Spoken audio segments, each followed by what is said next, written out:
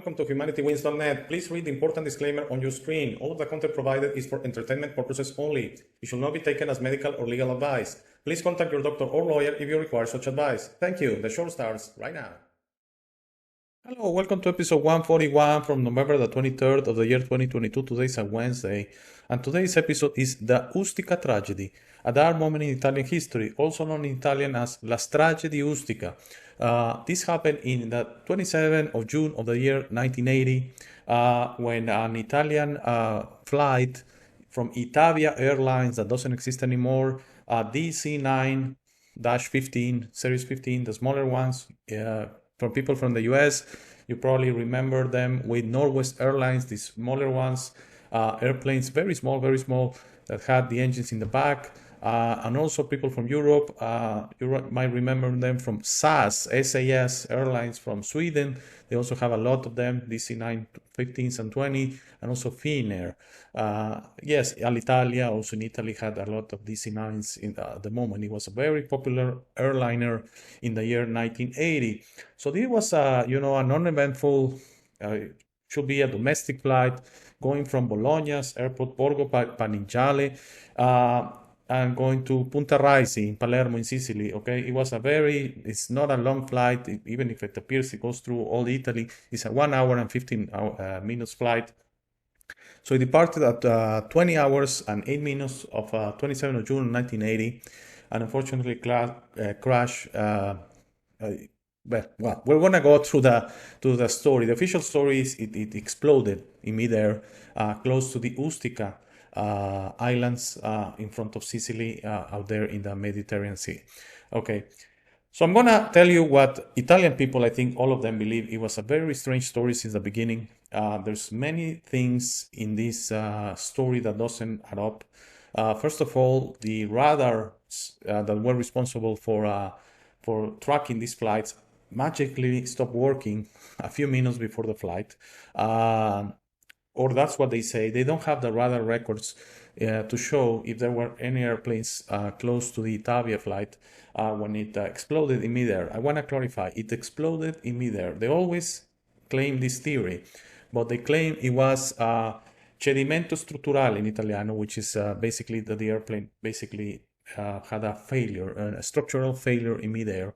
And when you have an airline that fails in midair, it maybe doesn't explode per se, but it just basically opens up going 900 kilometers excuse me, per hour. And yes, in a way, it's like an explosion. But they claim it was just a failure of the aircraft midair. Excuse me about that. That basically caused that the airline crashed into the Mediterranean Sea in Ustica. Okay, this is an event very important for Italian people because it's a failure by the government of Italy to really bring, the truth, the story, what happened to especially the families of the 77 Italian citizens, because it was a flight with 81 people. 4 were cabin members, 2 pilots and 2 cabin members, and 77 were passengers, and all of them 81 Italian citizens. That the families demanded answers. What happened? Okay, they took a domestic flight, didn't come back ever, and the Italian government totally failed them. Okay, so before I give you my final thoughts, what I think happened, what I think most Italy thought happened since the beginning, because it was, this was such a divide inside Italy that the Italians felt their government failed them. Okay, because usually sided which whoever they were covering not to tell the truth, and the Italian people had to pay for it, especially the families. Okay, so let's watch this video. It's in English, it's very well done, it's mainstream, and then I'm going to give you what I think happened, especially after watching a couple of movies that were made about this story. Il Muro di Gomma from 1991, an Italian movie, excellent movie that explains, that gives you the breadcrumbs to understand what happened in this tragedy. Let's watch this video first. In the skies above Italy, Aeroline Itavia Flight 870 speeds south over the Tyrrhenian Sea. But before it can land safely in Sicily, something happens. The plane drops out of the air, killing more than 80 people. But what really caused the fatal crash? It's a mystery that remains unsolved to this day. On June 27, 1980, a McDonnell Douglas DC-9 twin-engine airliner took off from Bologna's Guillermo Marconi Airport in northern Italy. A scheduled transit flight, it had been delayed for almost 2 hours before finally taking off at 8:08 p.m. But although the plane was due to arrive in Palermo, Sicily later that evening, it would never reach its destination. When Flight 870 took off from Bologna, there were 77 passengers and 4 crew members on board. Captain Domenico Gotti and First Officer Enzo Fontana were on the cockpit, while 2 flight attendants were also present. And at first, everything on the flight seemed to be going to plan. Just 1 hour into the journey, however, things began to go wrong. Around that time, Gotti placed a call to Palermo International Airport, letting them know that the plane was about to begin its descent. But something interrupted the routine message, causing Gotti to cry out in surprise. After Gotti's exclamation, ground control lost contact with Flight 870. Even more worryingly, the aircraft also vanished from the airport's radar screens. Finally, just after 9 p.m., the plane plummeted into the Tyrrhenian Sea, some 90 miles north of Palermo. Immediately, 2 F-104s from the Italian Air Force were sent to the crash site. Sadly, poor visibility at the time hampered the efforts to find survivors. Then later that evening, wreckage from the plane was spotted close to the island of Ustica. Slowly, the terrible truth dawned. Everyone on board had died. But what had caused a commercial aircraft to simply drop out of the sky mid-flight? Almost 40 years after the crash of Flight 870, there are still no definitive answers. At first, it was believed that a technical fault had caused the fatal crash. But as time passed and the Italian authorities failed to issue an official report, other theories began gaining traction across the country. And when mechanical failure was discounted as an explanation, the speculation only grew. And just 5 weeks after the crash, neo-fascist terrorists planted a bomb in Bologna's main train station. When it detonated, 85 people lost their lives, making this one of the deadliest attacks ever to occur in Western Europe. Understandably, many began to wonder if similar forces could have been responsible for the downing of Flight 870. Then in 1989, Italian officials issued a startling statement. According to the Parliamentary Commission for Terrorism, Flight 870 was intentionally brought down. The DC-9 was shot down, it read. The lives of 81 innocent citizens were destroyed by an action properly described as an act of war. Real war undeclared, a covert international police action against our country, which violated its border and rights. However, the statement failed to mention who, if anyone, might have perpetrated such a crime. For loved ones waiting for answers, it's likely that this was a difficult time. And while the report seemed to point to a missile attack, a later government commission claimed that an explosion on board the aircraft had been the real cause of the crash. Next, in 1994, Italian investigators joined up with the British Air Accidents Investigation Branch to try to get to the bottom of the crash. Eventually, they announced that there was conclusive evidence to support the theory that a bomb had exploded on board. However, these findings were subsequently dismissed by Italy's high courts. 5 years later, there was another twist in the tale. In 1999, renowned Italian judge Rosario Priore completed his own report on the crash. In it, he claimed that the Italian authorities had been deliberately covering up the truth. Furthermore, he stated his belief that Flight 870 had been caught in the crossfire of a deadly political game. According to Priore's theory, Flight 870 had accidentally flown in the middle of an aerial battle between Libyan MiGs and NATO fighters. And as the dogfight raged, the commercial airliner had been shot down. Over the years, different sources have added to Priore's version of events, creating a detailed conspiracy theory that continues to fascinate even today. The crux of the theory is that back in the 1980s, Italian officials were allegedly turning a blind eye as Libyan jets navigated Italian airspace undisturbed. Purportedly motivated by the political climate of the time, the story goes that they allowed the aircraft to go undetected by flying in the slipstreams of domestic aircraft.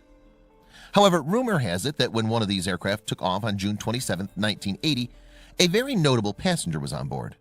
It's alleged that none other than Muammar Gaddafi, the Libyan leader at the time, was being flown through Italian airspace when French forces launched an attack.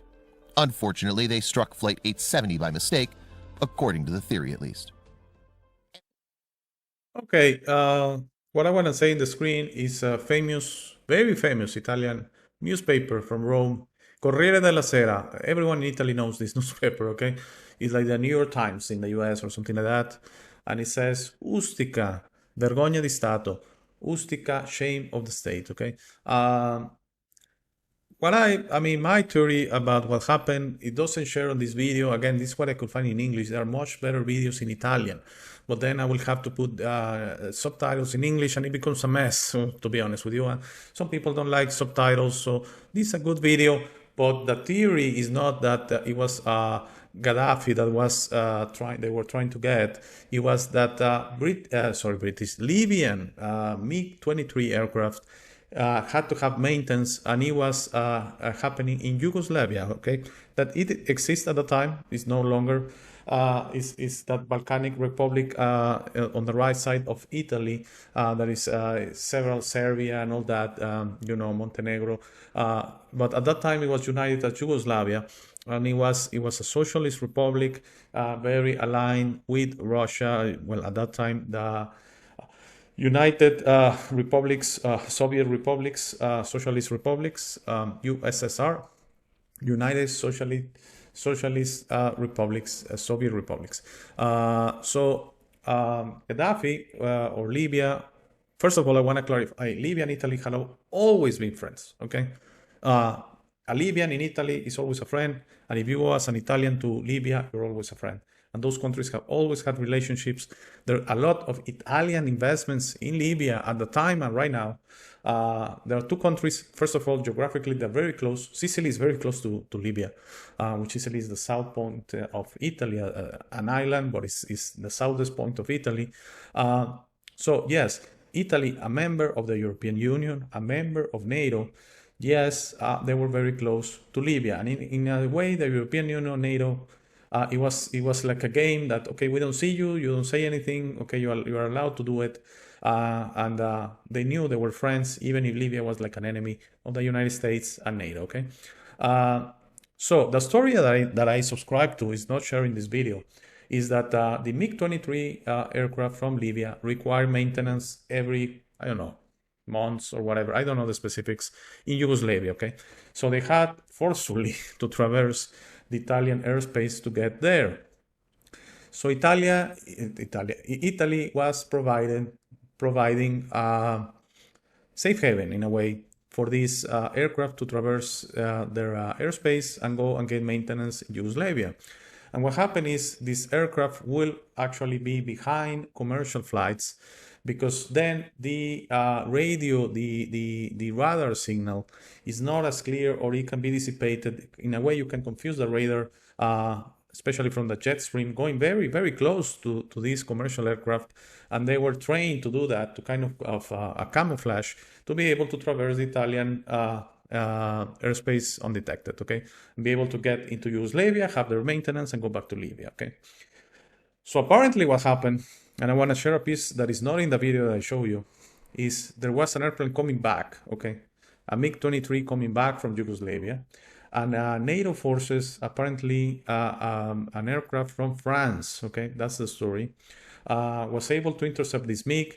The MiG tried to put itself in the path of the Itavia DC-9, and unfortunately the French aircraft, it was probably an Dassault aircraft at the time, French-made, fired a missile, and unfortunately, instead of hitting the Libyan MiG-23, it hit the Italian civilian DC-9 with 81 people on board. What makes this story very real is that the same day a MiG-23 car crashed, apparently was affected by the explosion or the heat, because it was very close to the DC-9, that it was able to keep flying, but it crashed eventually. It ran out of fuel, I believe, actually, in Calabria, which is South Italy. It's not extremely far from Ustica. I will say 500 kilometers, half an hour flight if you're going subsonic. And it crashed into Calabria, but nothing was made of that, okay? You see, all the mainstream channels in Italy and newspapers reported the Ustica civil airliner crashed, but they didn't report anything on Calabria. And 15 days later, 20 days later, they say, oh, they have found a Libyan airliner, a Libyan military, jet, MiG-23, with a pilot dead in Calabria. They don't know when it crashed. They just found it 20 days later. And when they go and interview testimonies of people who say, what happened? They say, yeah, I remember perfectly. It was the same day that the airliner crashed in Ustica. He said, the only thing it was, the airliner crashed 9 p.m. and we saw it 9:20, which makes a lot of sense, 9:30. So it was obviously coming from that area, okay? What I think happened is, yes, this MiG-23 was coming from Yugoslavia on its way to Libya. It was intercepted by a NATO fighter from France. The NATO fighter engaged, and the MiG-23, trying to protect itself, it was trained to put itself on the path of civil airliners. And unfortunately, when the French airliner, again, I'm not saying on purpose, they don't want to kill 81 Italians, no. But by mistake, it struck the Italian airliner instead of the MiG, and the MiG, he got out of Dodge on his way to Calabria and then crashed. Now that I remember properly, it was because of lack of fuel, okay? And the pilot was dead. But it was reported around 20 July 1980, when the original crash was 27 of June. Something like 20 days or something like that. Just to make it, you see how the system works, just to make it that they're not related. But the Italian populace, Italian people got enraged by this, by their government, because the cover-up was amazing. First, they said that the airliner, failed, structural failure, basically exploded midair. Then they said it was a bomb. And yes, it was very obvious that days later, after the airliner, there was a terrorist air force attack in Bologna, the same city where the airliner took off. Okay, it was like a month after. Extremely coincidental. No, that was probably the system, and it killed more Italians to cover up the fact that, you see, those are the ones that bombed the airplane. And it doesn't make any sense, because when you put a bomb in the airplane took off with 2 or 3 hours of delay.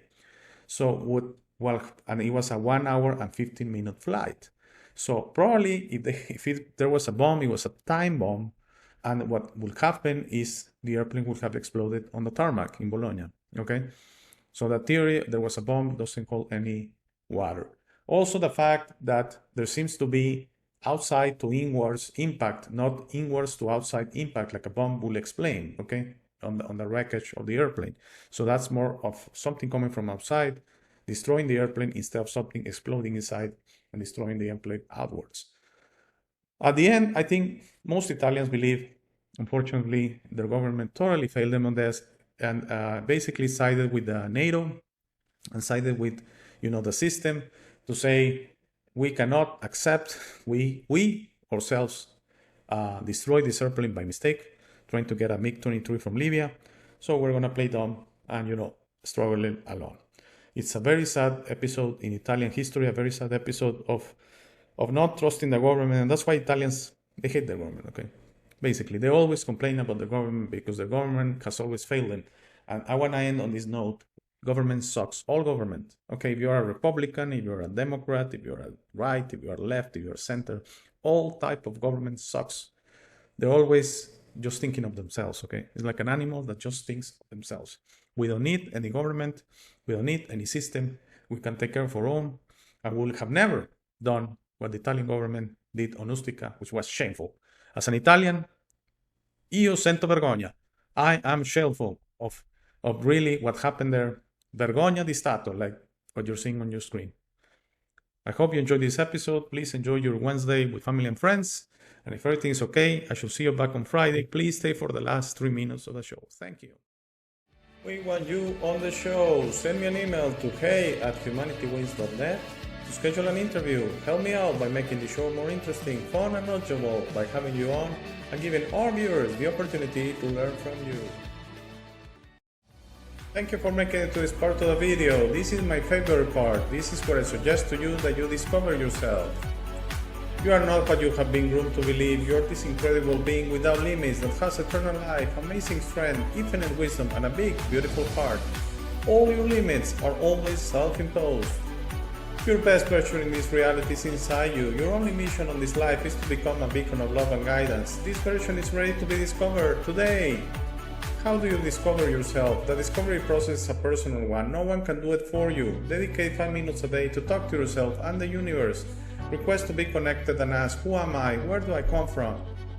You will start getting signs, breadcrumbs, and signals. You will notice how your notions about those realities start disappearing. No more hierarchies, no more competition, no more complaining, no more depending on others.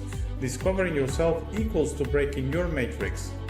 Your self-imposed limits will fall and you will be ready to serve humanity and help break this spell and deception on us. But you must be patient to allow others to wake up at their time through their own free will. That will be really soon, you will see, and that will start a new war. As you work towards your best version, you will notice how all emotions don't serve you anymore. Hate, fear, rage, pride, loss, envy, violence, justice, true violence, judgment of others, and other emotions will disappear from your mind and heart. You will understand those emotions serve only the evildoers and are not you. Please try to be understanding of others that don't think or feel like you. Everyone has a process. No one is right or wrong. We're all just different. Don't be concerned about being right, ever. Don't allow pride preventing you from patching things up with family and friends. It is very important you enjoy this life with your loved ones. Put in the work to patch things up and leave it to others to decide. Please relax and enjoy life. When everyone breaks their own matrix, humanity through our community consciousness will break the final spell. The new world will start and everything will gradually fall. Governments, hierarchies, and the medical and financial system will go from scarcity to abundance for all. Thank you very much for watching. Please share this episode. If you have any comments or suggestions, please use the comment section below. For private questions, conversations, and if you would like to appear on the show, please email me at hey@humanitywins.net. Please be sure to check out our friends from Waking the Future and their awaken-attire.com shop.